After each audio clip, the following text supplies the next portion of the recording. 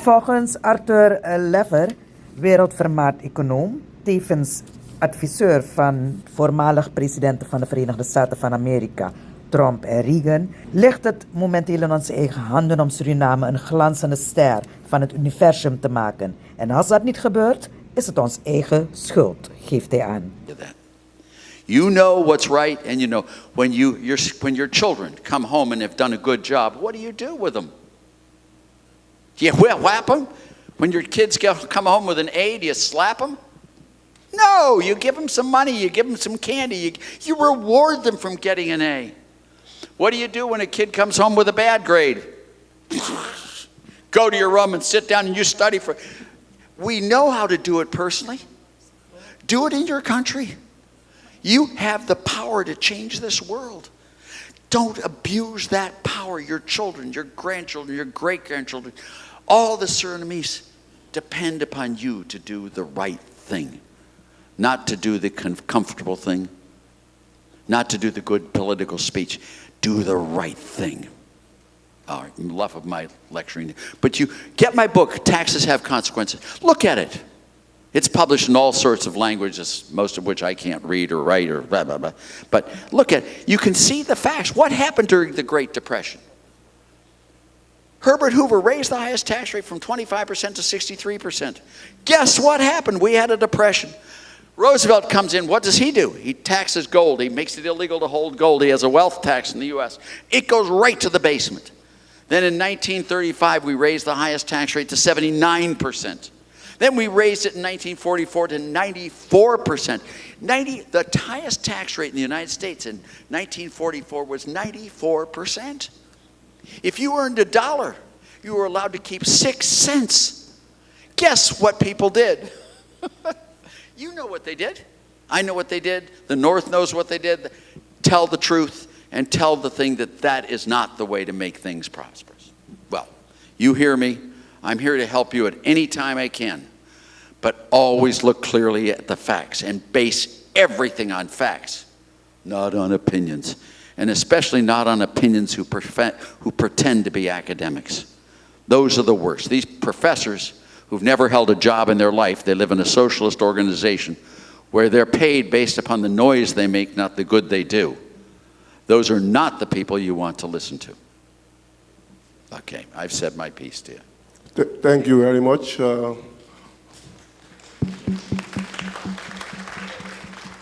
My name is Henry McDonald. I've lived and studied in the United States for 22 years in Washington, D.C. and in New York.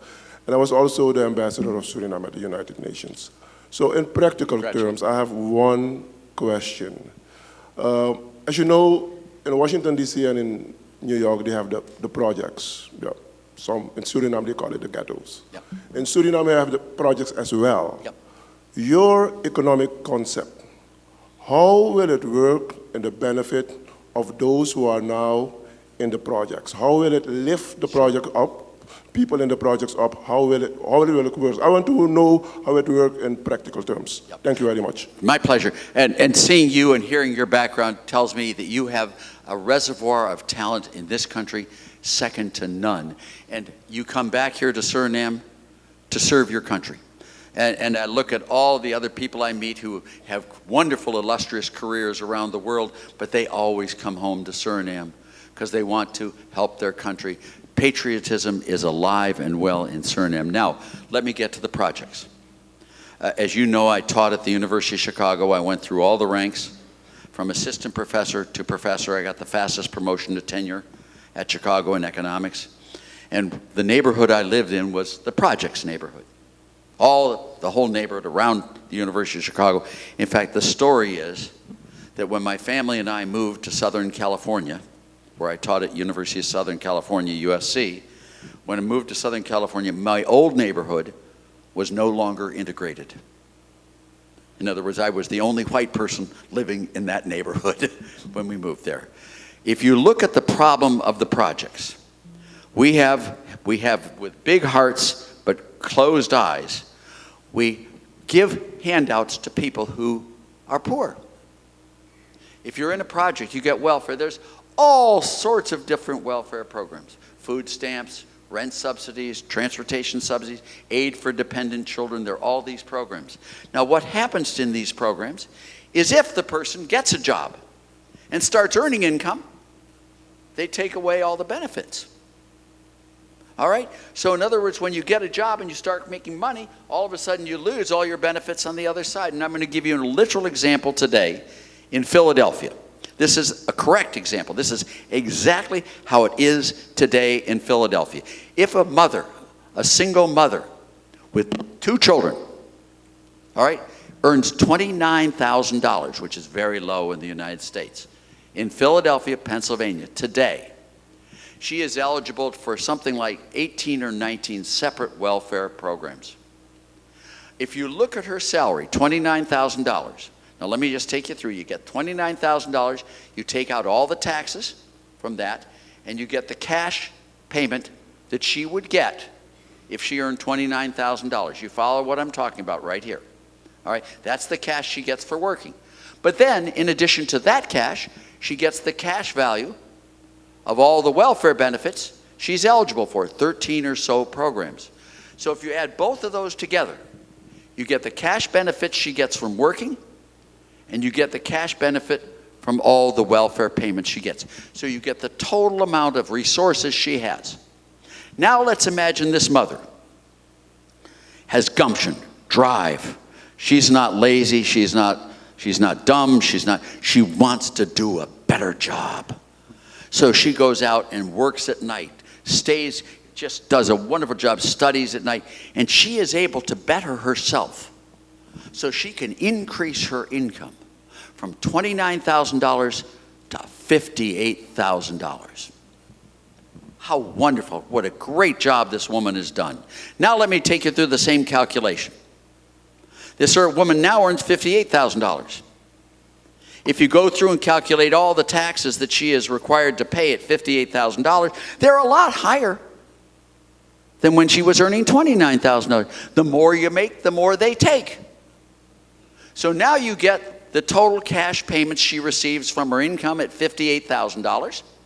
You follow me? Now you look at all the social welfare benefits this mother is eligible for, and she's no longer eligible for any of these welfare benefits. She makes too much money. So she loses all of her welfare benefits, and she has more income taken out of her pay. And if you take the total cash benefits, now this is the truth, the whole truth, and nothing but the truth in Philadelphia, Pennsylvania today. If you take the total cash benefits of $29,000 income and the total cash benefits of $58,000, they are exactly the same. I calculated those to make them exactly the same. She is taxed 100% of all the improvement in her standard of living. How much would you work at 100% tax rates? In many of those categories, the tax rates are over 100%. If you face taxes of over 100%, if every time you went to the office, instead of getting a check, you got a bill, how long would you work? None. Now that's why in 1974, I wrote a program. I wrote a program called Enterprise Zones. That's my program. I wrote that back then in 1974. I would make the inner cities, the projects, as you call them, I would make the inner cities tax-free. No payroll tax, either employer or employee, up to $50,000 a year income. No income tax, either employer or employee, up to $50,000 a year income.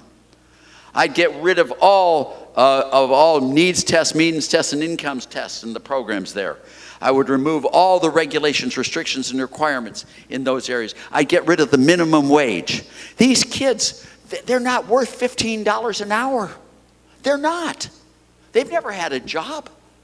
So if the minimum wage is $15 an hour, they aren't going to get a job ever. After being unemployed for a year or two, they become unemployable in the projects. After being unemployable for a year or two, I don't know why, they become angry and hostile. And then you have to spend a fortune protecting yourself from them. You make people poor enough, and I guarantee everyone will be a criminal.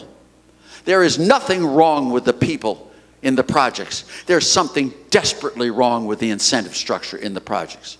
So what my proposal was to make no get rid of the payroll tax, get rid of the income tax, get rid of all the regulations, restrictions, requirements, get rid of the minimum wage, and allow people to earn their way out of the welfare poverty traps, not be stuck with a ceiling that they can never break through. It is the most racist, the most discriminatory against the poor I have ever seen in my life.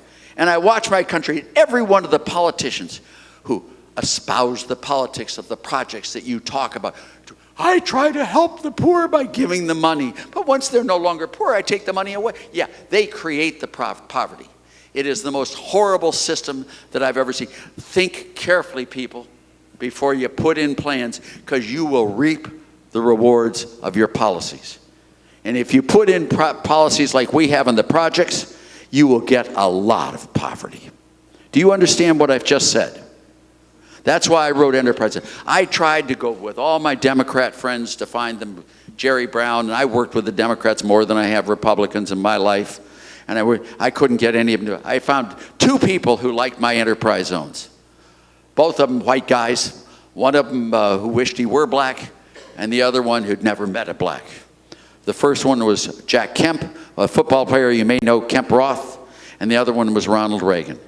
And we put through enterprise zones in there, lower tax rates in the enterprise zones. They didn't do a good job on it. They made it all bureaucratic and full of legalese and this garbage and junk. But they tried. This time we're going to do it. This time we're going to provide opportunities for the poor, not keep them in slavery. Do you follow what I'm saying? Please do. You know my country, and you know exactly what I'm telling you. And you know it's exactly the truth. And all these other liberals would come here and tell you, oh, he's this laugher. No, they are just as smart as we are. They're just as good as we are. They're just as fine people. They love their children just as much as we do. We've put a bad incentive structure on these wonderful people, and it's created a monster. That's why I tried to tell you, the best people on earth with bad incentives are horrible. The worst people on earth with the correct incentives are wonderful. It's the incentive structure you have to worry about, not the people. Believe me when I tell you. And anyone who tells you the other way around, kick them in the pants and tell them to get the hell out. Sorry, I'm lecturing now here. But this is the truth. Okay. This is what you need to understand. Work on results. Make your country great again. And let people make their own decisions. People are better at deciding what's good for them than the government is. They really are. And if you don't have all of this poverty, you'll get much less crime. You know, yes, you do need to punish criminals. Yes, you do.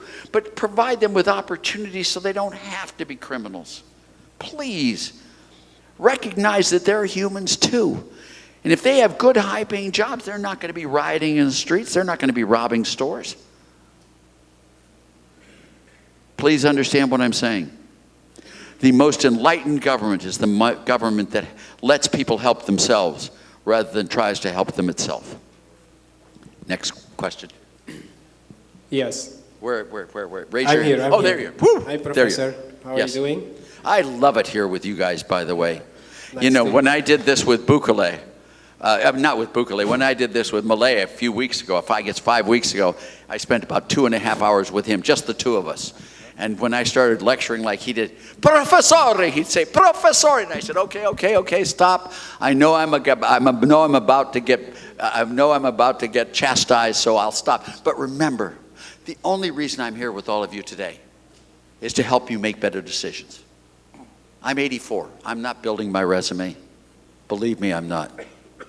My only thing is my dream is that you can make a better country and that you can use the experiences and the training I've had to do a better job.